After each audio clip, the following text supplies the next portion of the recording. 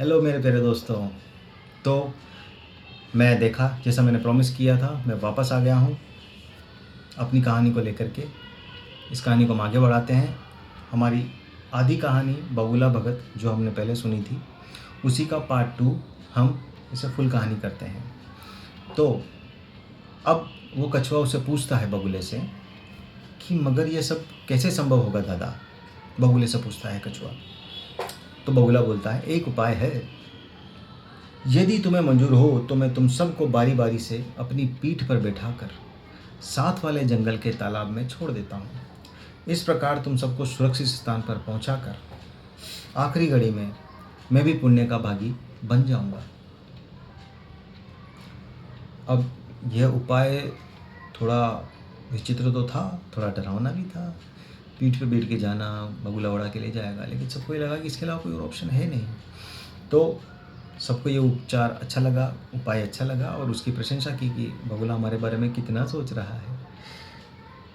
मगर उन्हें क्या पता था कि ये बूढ़ा बगुला जो है अपने जीने का साधन ढूंढ रहा था। वो इतना सीधा थोड़े ही था जो बुढ़ापे में उन्हें अपनी पीठ पर लादे फिरता। वह सीधे सादे और निष्कपट जीव उस दुष्ट की चाल को समझ ही नहीं पा रहे थे। अक्सर ऐसा ही होता है, जब कोई ज़रूरत से ज़्यादा मीठा आपके लिए बने तो आपको सतर्क हो जाना चाहिए। ठीक है। तो दूसरे दिन बगले ने अपना काम शुरू कर दिया। सबसे पहले उसने मछलियों को अपनी पीठ पर लादा और उन्हें वहाँ से जंगल के एक पहाड़ी पर जाकर ले गया और वहाँ से उनको अपनी पीठ से नीचे गिराकर खा लिया।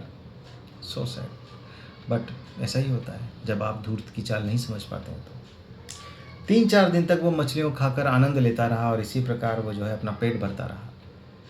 मछलियाँ खाकर जब बगुले का मन भर गया तो उसने सोचा कि इस बार केकड़े का स्वाद चखते हैं और केकड़े का नंबर लगाया। और सबसे पहले उसने उसी केकड़े को बुलाया और बोला कि चलो मैं तुम्हें दूसरे तालाब में लेकर के चलता हूँ। उड़ता हुआ वापस उसी पहाड़ी पर जा पहुँचा जहाँ पहले से उसने मछलियों की हड्डियों का ढेर लगा पड़ा था। जैसे ही बगुले ने उस पहाड़ पर देखा कि वहाँ पर बहुत सारी मछलियों की हड्डियाँ पड़ी हुई है, केकड़े को समझने में देर नहीं लगी और खतरे की घंटी उसके दिमाग में बज गई। केकड़ा अभी भी बगुले की पीठ पर ही बैठा हुआ था। उसने बिना पूछे कहीं सब कुछ उसको जो है बिना पूछे कहीं सब कुछ उसको समझ में आ गया कि ये बगुला मछलियों को वहाँ से लेकर के आ रहा है, यहाँ उनको खा रहा है और अपना पेट भर रहा है। लेकिन बगुले को उसने इस चीज़ का शक नहीं होने दिया। उसने बगुले को किसी प्रकार का संदेह होता है, इसलिए उसने पूछा भोलेपन से, दादा वह तालाब अभी और कितनी दूर है। बगुले ने सोचा ये मंद बुद्धि सीधा साधा केकड़ा मेरा क्या ही बिगाड़ लेगा। अब तो मैं तालाब में से बाहर निकल ही आया हूँ, तो अब इसमें वह शक्ति कहाँ है, ये मेरा क्या बिगाड़ लेगा। मैं तो इतने ऊपर लेके इसको उड़ रहा हूँ। अतः मैं इसे सच्चाई बताने में कोई हर्ज नहीं है कि मैं इसे सच बता दूँ कि मैं इसे खाने वाला हूँ। तो वह अकड़ कर बोला, अरे ओ केकड़े, तू क्या समझता है कि मैं तेरे बाप का नौकर हूँ। देखा कितना गलत तरीके से बोल रहा है। तू क्या समझता है कि मैं तेरे बाप का नौकर हूँ जो तुम सबको अपनी पीठ पर लाद कर एक तालाब से दूसरे तालाब तक लेके जाऊँगा। मैंने तो ये सब नाटक पेट भरने के लिए किया था, क्योंकि इस उम्र में किसी जानवर का शिकार मैं कर नहीं पाता था, तालाब से मछलियाँ नहीं पकड़ पाता था। इसलिए मैंने तुम सबको पागल बनाकर अपना उल्लू सीधा किया है और करता रहूँगा। आजकल चला क्यों रह रहा, फिर इसी तो काम चलता है बच्चे। क्यों बच्चे? लेकिन ये ऐसा सच नहीं है, आगे पता चल जाएगा।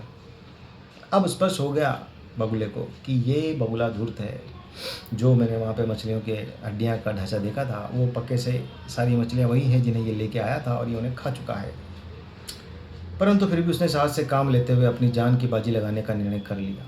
कछुए ने सोचा कि ठीक है, जो भी होगा देखा जाएगा। अगर मरना पक्का ही है तो भी एक काम तो ऐसा करते हैं कि अगर बाकी जो दूसरे जानवर हैं उनकी जान बच जाए।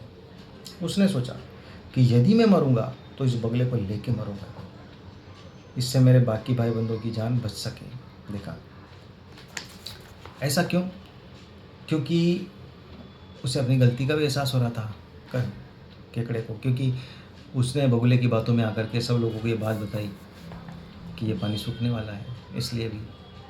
तो इसीलिए उसने सोचा कि अब तो चाहे मैं मर जाऊँ, लेकिन अब बाकी के साथियों को नुकसान नहीं होने दूँगा।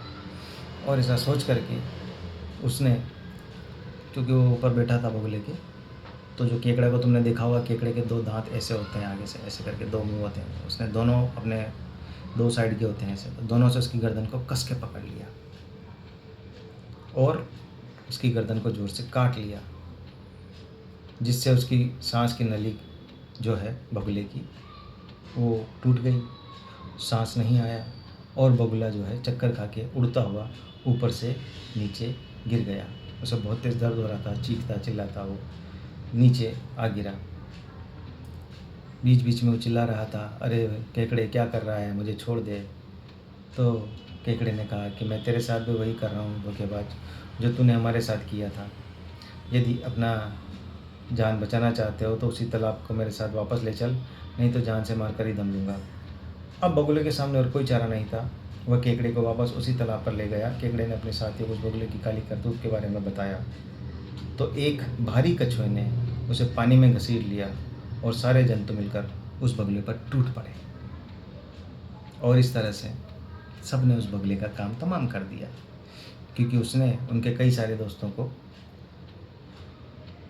मार दिया था। तो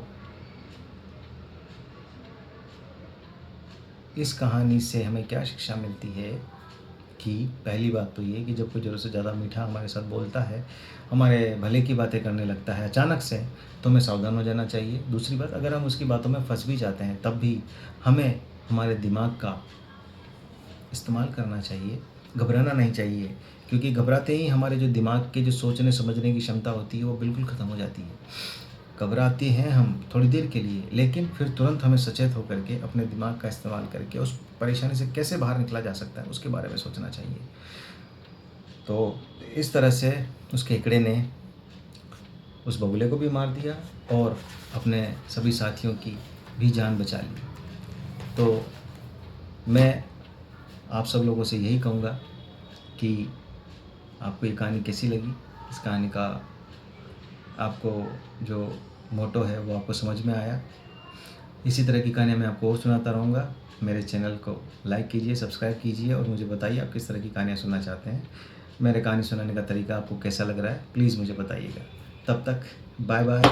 मैं आता हूँ, जल्दी आता हूँ और ज़रूर आता हूँ, एक नई कहानी के साथ आता हूँ।